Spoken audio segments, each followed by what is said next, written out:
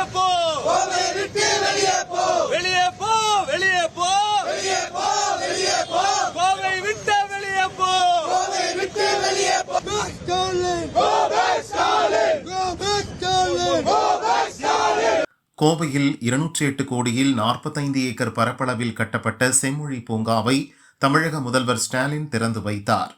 முன்னதாக அவர் வரும் வழியில் கோவை பவர் ஹவுஸ் பகுதியில் பாரதிய ஜனதா இளைஞர் அணியினர் கருப்பு கொடி ஏந்தி ஆர்ப்பாட்டத்தில் ஈடுபட்டனர். கோவையின் வளர்ச்சியை தடுக்கும் விதமாக கோவைக்கு வரவேண்டிய மெட்ரோ ரயில் திட்டத்துக்கு வேண்டுமென்றே சரியாக திட்ட அறிக்கை அனுப்பவில்லை. திமுக ஆட்சியில் கோவையில் பெண்களுக்கு பாதுகாப்பில்லாத சூழல் உள்ளது என கருப்பு கொடி மற்றும் கோபேக் ஸ்டாலின் என்ற பதாகைகளை ஏந்தி கோஷங்கள் எழுப்பினர். பாதுகாப்பில்லை, பாதுகாப்பில்லை, பாதுகாப்பில்லை, பெண்களுக்கு பாதுகாப்பில்லை, பெண்களுக்கு பாதுகாப்பில்லை. திமுக அரசு, திமுக அரசு, திமுக அரசு, திமுக அரசு, ஆட்சியை விட்டு வெளியே போ, ஆட்சியை விட்டு வெளியே போ. கோவை வளர்ச்சி தடுத்து நிறுத்தும், கோவை வளர்ச்சியை தடுத்து நிறுத்தும், கோவை வளர்ச்சி தடுத்து நிறுத்தும், கோவை வளர்ச்சியை தடுத்து நிறுத்தும். ஸ்டாலின் அரசே வெளியே போ, ஸ்டாலின் அரசே வெளியே போ. பாரத் மாதா கி, பாரத் மாதா கி.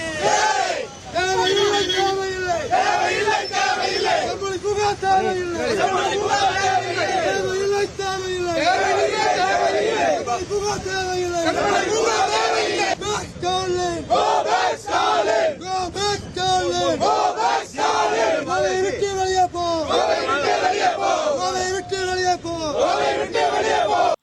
பேரணியாக கிளம்பிய அவர்கள் அனைவரையும் போலீசார் தடுத்து கைது செய்து போலீஸ் வேனில் ஏற்றிச் சென்றனர்.